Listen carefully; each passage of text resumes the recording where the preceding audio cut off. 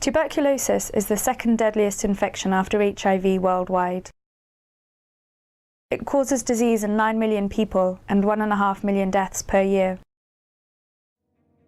TB is not just a problem of the past or of people living in resource-poor areas.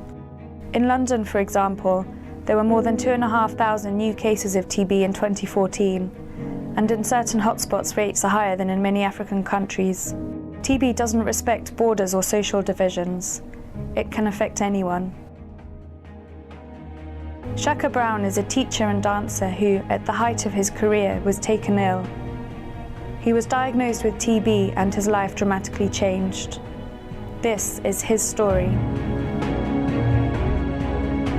I was going to tell anyone about TB. It's a scary, scary disease. It's something that kills people, and it kills them slowly and very painfully. It's a monster. That's basically it. It's a monster.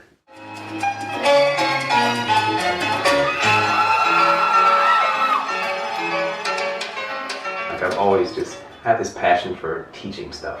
I was an English and math tutor in high school. I've taught juggling. I worked at juggling stores. Teaching dance was just me continuing doing, what I do. And I was also dancing. So if I have a passion for okay, I want to dance with somebody, I don't know how to dance, don't worry, I'm here for that. I can teach you to dance too. So that's where things came from. I met Shaka playing volleyball, and then a few weeks later, I was at the BTS, which is a party that they do in Miami once a month where they dance salsa, and I was walking by and I see Shaka and I'm like, what are you doing here? He's like, oh, I dance salsa. I'm like, oh, so you're that Shaka that they talk about in the salsa world? I'm like, oh, it's nice to meet you again. Well, tuberculosis became something that jumped into my life in August of 2013 when I got very sick and didn't know why.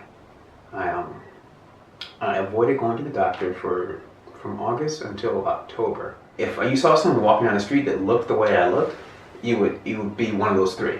Like, oh, that guy's got cancer, or he's on drugs, or he's got full-blown AIDS. I went into the doctor. I was weighing in the 140s. I mentioned to him that I had a cough and that I lost a bunch of weight. And he said, well, how much weight have you lost? And I told him I was, about 40 pounds. He said, 40 pounds? Since when? And then I took out a picture that I have that I was from an event that I'd gone to. I was dressed as Shaka Zulu. And he looked at the picture and then he looked at me and he's like, this is you? And I was like, well, yes, this was, how much weight I had before. And he said, this isn't right. You're not supposed to look like you look right now if this is how you looked 2 months ago.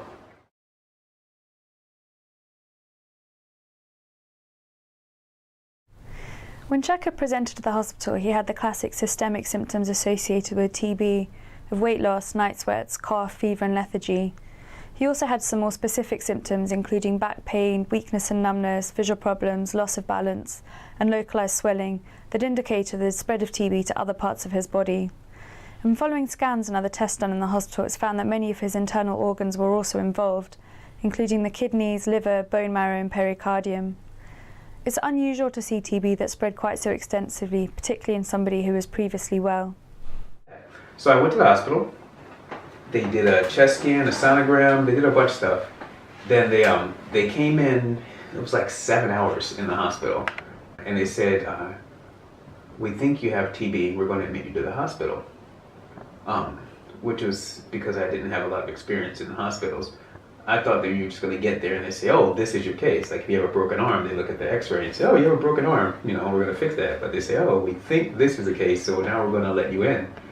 That was my beginning of understanding what happens. And they kept coming in, they came in the morning and said, we think you have TB and you're going to stay here for a while. And the next day they came in and said, we think you have TB. And I was like, what do you guys need? Is there someone that has to come in and know exactly what this is? Or did you know what TB was? I had no idea what TB was. I thought it was So it wasn't alarming when they said that to you, you were not Oh no, I didn't worried jump about up. it? Yeah, I didn't, because I was like, tuberculosis. Like there's pictures you see of people that have disease, and they're all like black and white pictures from like World War II or something like that, and you're just like, okay, do I have like measles or the whooping cough or polio or TB? All that just kind of goes to the same thing. TB is a disease caused by infection with the bacterium Mycobacterium tuberculosis. It most commonly infects the lungs, but from here can spread to any part of the body. And we have evidence from ancient Egyptian mummies and our African ancestors that TB has been causing disease in man for thousands of years, and as such it's extremely well adapted to the human host. And today, around a third of the world's population are silently infected with the bacteria, and there are 9 million cases of disease and 1.5 million deaths per year. Around 500,000 people have drug-resistant TB.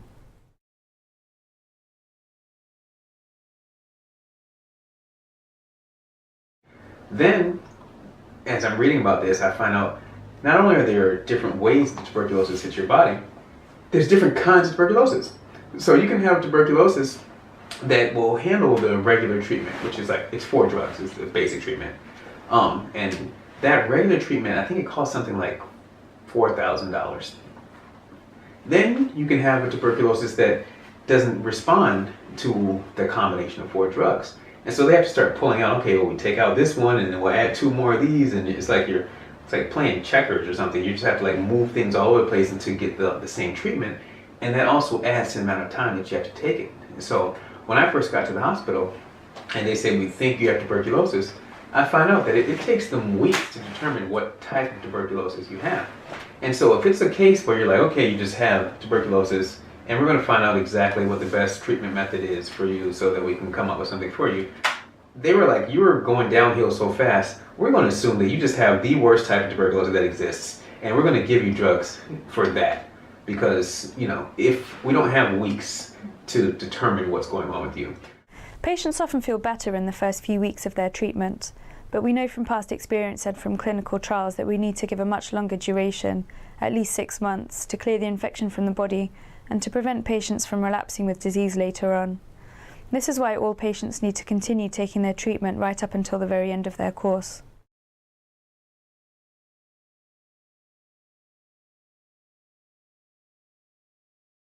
So people have asked me, are you dangerous? Can I come see you? Because I saw pictures wearing masks of you in the hospital. And after November 20th, actually, the 6 days of treatment, I was no longer, actively throwing out TB bacteria.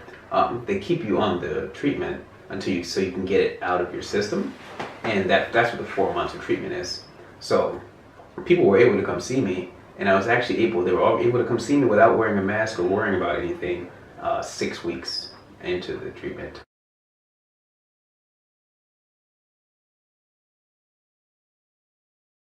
A friend that came by to say hi because she wasn't going to be able to come by for my birthday, and I tried to have her help me change my blanket on the bed, and I fell down. And because I fell down, I hit my head against a little plastic trash can instead of the ground. The trash can wasn't even supposed to be there. They said, okay, well, if you hit your head, then we have to go in and we have to do new procedures. And so they had to go and do an MRI to make sure I didn't have a concussion or anything like that. And when they did that, they saw that my brain was full of tuberculosis lesions as well. And so because of that, then they had to do another MRI and then look at my spine, which was also had tuberculosis, and the bones were being eaten away.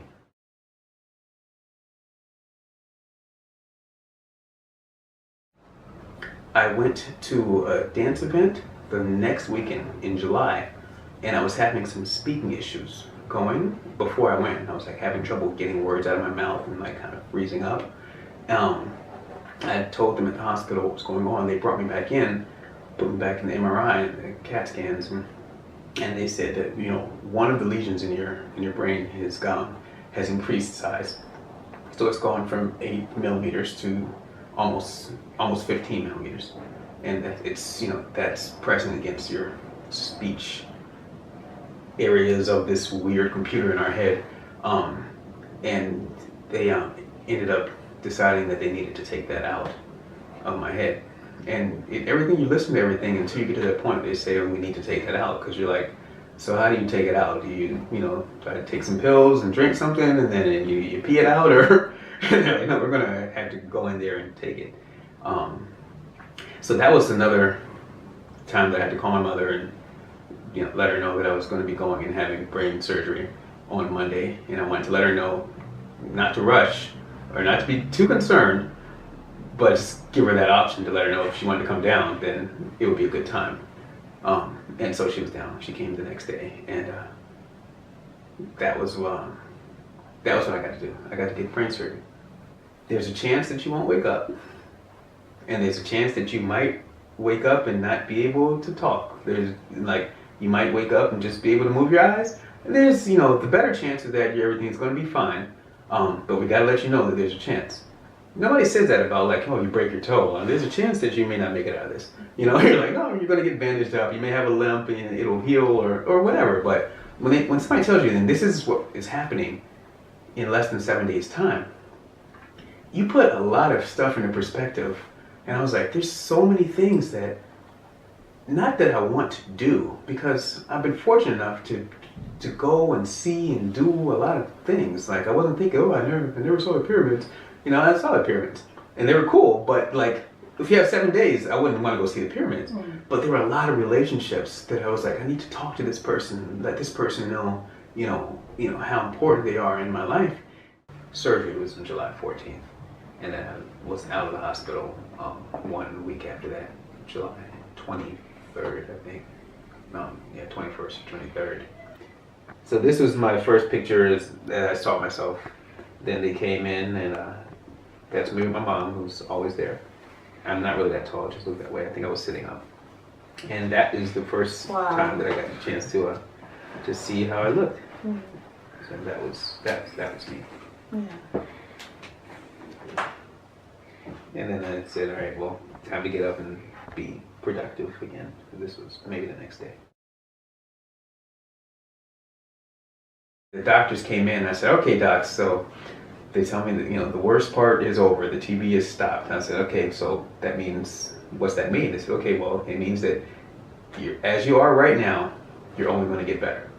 And that might have been kind of what I was waiting to hear for so many months. And so okay, so now that as I am right now, I'm only going to get better, how bad was I? And all the doctors, they just looked at each other. And I was like, oh, that bad. They're like, we've never encountered a person that had this much disseminated tuberculosis. That made me feel a lot better to be alive. That made me, that was kind of a major turning point.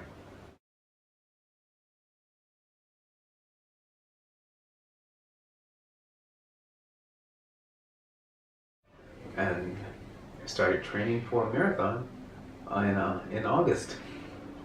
Once I got my clearance, after my 3-month clearance of my brain being okay, and had the brain surgeon tell me I could do whatever I wanted to. And I said, yeah, I'm going to start boxing. And he was like, all right, start boxing. You got titanium bolts in your head, You have an advantage. Those aren't going to break. And that was when I started to train for a marathon in that August, September. And in terms of the marathon, because you've been one of the main drivers as well for him, and he mentioned you dragged him, challenged him to do a half marathon. I remember one day he came up to me saying that the Tuberculosis Foundation had sponsored him to do the London Marathon, and he also thought that I was going to tell him that he was not in shape enough to do it. Bone ready. Bone ready. But bone ready, like a B-O-N-E. That's not what happened. What ended up happening is when he told me that, I told him, not only are you going to run it, but I'm going to go with you and make sure you get it done. Get at the bottom.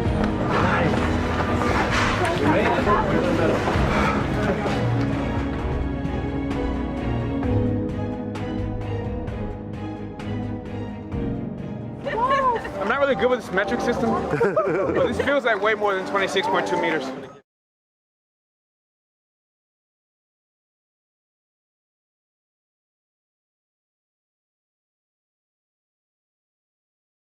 World Without TB is one of the advocacy groups to improve funding and therefore research in tuberculosis.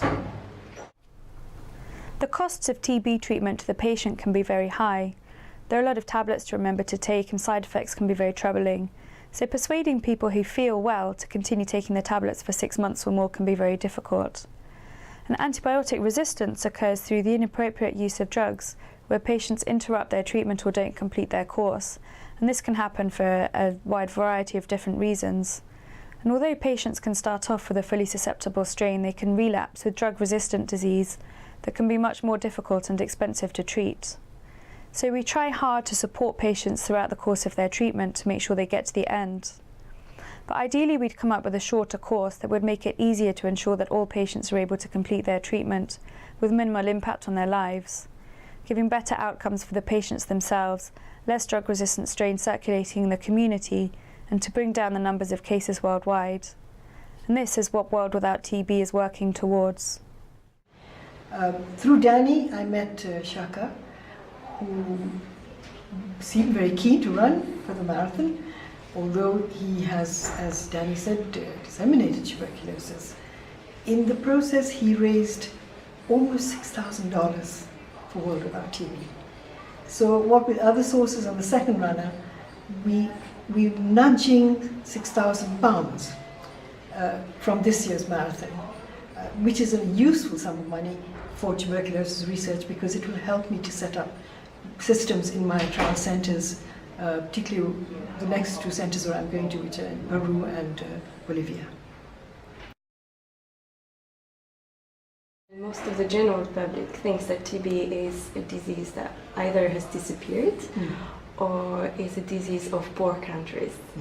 So people are not really caring much. So what would you say about this? Like, what's the situation? Yeah, once we got the treatment down to 6 months, we thought that was it. Everybody packed their bags and went home, and the WHO reduced their TB services to 2 people. Since then, we've had the HIV epidemic, and that, as you know, has increased the incidence of TB. Patients who take HIV, they don't die of HIV, they die of tuberculosis. That is the highest cause of death amongst patients with HIV. Globally, it is a disease of poverty, you're quite right. In fact, it's a disease of overcrowding. People living in overcrowding conditions, one person in a badly or an unventilated hut coughing up TB bacilli is transmitting to the rest of the family. So it is a disease of poverty. The other thing is it's patients trying to get to clinic from long distances for 6 months. It's not surprising that they stop taking their drugs. And we must really try and reduce treatment duration so that we can cure their TB in half the time.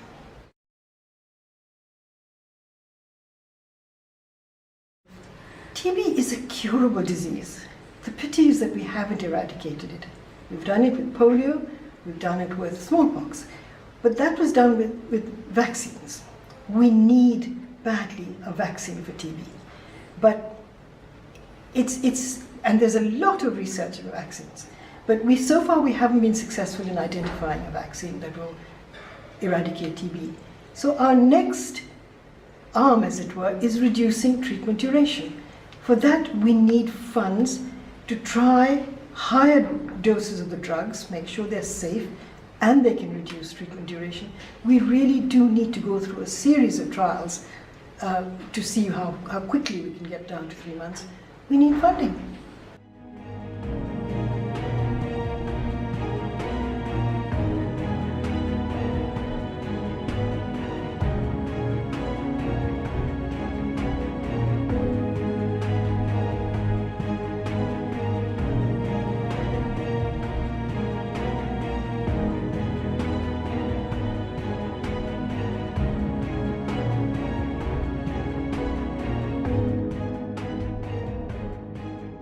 I'm excited about that feeling of freedom, that feeling of saying I can do what I want to do.